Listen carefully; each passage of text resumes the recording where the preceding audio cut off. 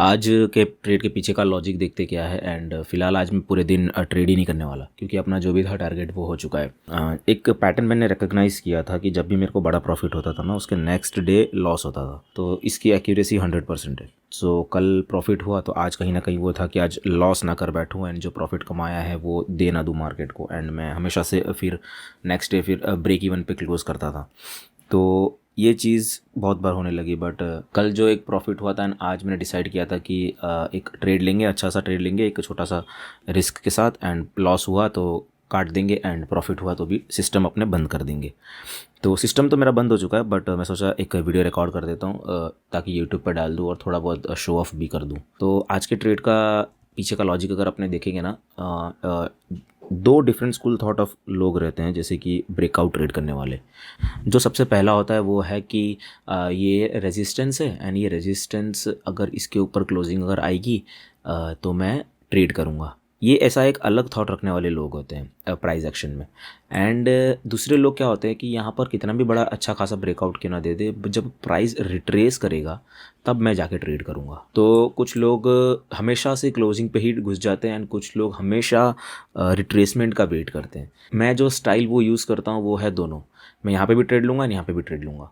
तो यहाँ पर अगर मुझे, क्योंकि मुझे नहीं पता ना कि ये प्राइस रिट्रेस करके वापस इस एरिया पे आएगा कि नहीं। सपोज़ प्राइस ने अगर यहाँ पे ब्रेकआउट दे दिया एंड वो चलता ही गया चलता ही गया चलता ही गया, ये तो सपोज़ इंडेक्स है तो इंडेक्स डायरेक्ट तरह से मूव करता है। सपोज़ कोई एक स्टॉक है, ठीक है, इस स्टॉक ने अगर ब्रेकआउट दिया, व्हाट इफ़ अगर वो उस एरिया पे वापस रिट्रेस करके नहीं आया एंड प्राइस चलता गया तो मेरी एक ट्रेड मिस हो जाएगी।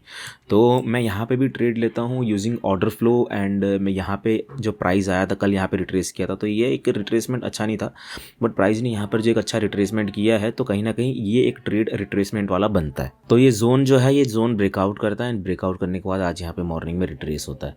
एंड इसको ओपन ड्राइव कहते हैं मार्केट प्रोफाइल के टर्म में, बट ये सब टर्मिनोलॉजी में नहीं फंसते। बट इसको अगर तुम देखोगे open is equal to low, यानी कि आज का ओपन और आज का जो लो है वो सेम ही हो, तो दिस शोज स्ट्रेंथ, ये स्ट्रेंथ शो करता है। तो यहीं पे मैंने कहीं ट्रेड ले लिया था एंड मेरा जो टारगेट था 131 वाला लेवल था, 48 130। तो 48 130 पे ऐसा क्या था, तो अगर इस एरिया पे अगर जाए ना तो ये जो जोन आता है ये पोटेंशियल रिवर्सल जोन है एंड इस एरिया के आसपास प्राइस कहीं ना कहीं अपने नखरे दिखाता है। तो यहाँ पे जैसे टच किया तो मैं एग्जिट कर दिया। नेक्स्ट देखोगे तो यहाँ पे प्राइस ने थोड़ा नाटक किया, फिर ऊपर चला गया। तो ये एरिया जो जितना ही फॉल हुआ ना उतने में मेरी फटकियात में जाती है एंड मैं कहीं ना कहीं ट्रेलिंग एसएल मेरा हिट हो जाता। तो यहाँ पर मैं निकलना मैंने सही समझा कि ज़्यादा ग्रीड नहीं रखते हैं, एक्सपायरी का दिन है, इतना अच्छा खासा मोमेंटम मिल गया। तो मेरा जो अब तक का हाईएस्ट रिकॉर्ड जो था इंट्राडे में वो था 223 पॉइंट्स कैप्चर किया था मैंने प्रीमियम में। बट आज 224, तो एक पॉइंट से वो रिकॉर्ड टूटा एंड बस यही प्रयास चलता रहता है उस रिकॉर्ड को तोड़ने का। तो आज 224 प्रीमियम में मिला है, तो यहीं पे कहीं पे मुझे अच्छा प्रॉफिट दिख रहा था तो मैंने तुरंत तुरंत भागाया मैं, क्योंकि ये एरिया थोड़ा है ना नखरे दिखाएगा यहाँ पे प्राइस, जैसे कि यहाँ पे दिखा ही रहा होगा। तो आज प्रीमियम डीके भी होगा, फिर वो सब चीज़ें फिर मज़ा नहीं आता। तो अगर देखेंगे तो मैंने जो 47 500 का जो लिया था कॉल, अब वो ऑलमोस्ट 0.6 पे था एंड 0.6 के बाद मैंने उसको 0.8 के आसपास बेचा है, 0.8 0.85 के आसपास। जो डेल्टा था उसका 0.6 था। एक्सपायरी के दिन थोड़ा इन द मनी जाना प्रीफर करता हूँ मैं, तो 0.6 वाला लिया था इंस्टेड ऑफ 0.5। तो यहाँ पर यहीं पे कहीं पे मेरी एंट्री हो चुकी थी फर्स्ट कैंडल में 15 मिनट के एंड ये एसएल रखा था इसका लो। प्राइस टेस्ट करने इस एरिया पे आया एंड बट वो रिजेक्शन उसको मिला एंड ऊपर भाग गया वो।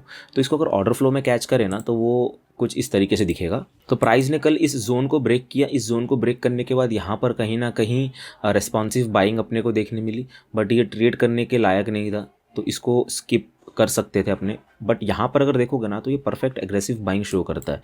तो यहाँ पर सबसे ज़्यादा वॉल्यूम यहाँ पे ट्रेड हुआ है इस एरिया पे एंड प्राइस ने काफ़ी ऊपर ज़्यादा अच्छा खासा क्लोज दिया है एंड ये शो करता है एग्रेसिवनेस। जैसे ही इसका हाई टूटता है या फिर इसके क्लोज में ही तुम घुस, मैं तो क्लोज में घुस जाता हूँ।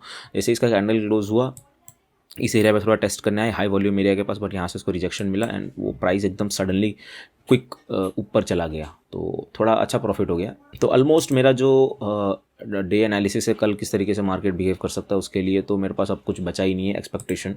अगर बड़े टाइम फ्रेम को अगर देखें तो वन टाइम फ्रेमिंग चल रही है, जब तक वन टाइम फ्रेमिंग ख़त्म नहीं हो जाती, न्यूट्रल नहीं हो जाता, तब तक अपन तो बुलिश साइड ही है। बट एक चीज़ इंटरेस्टिंग ये है कि वीकली टाइम फ्रेम पे ये जो लो है ना ये वीक है, ये जो लो है ना ये वीक है एंड इसको वीक मनी ने बाई किया है। यानी कि weak money in the sense जो क्लाइंट्स होते हैं, जो रिटेलर्स अपने जैसे, उन्होंने बाई किया। तो ये एरिया अगर कहीं ना कहीं ऊपर से अगर वीकनेस देखने मिलती है तो ये एरिया टेस्ट आउट हो सकता है।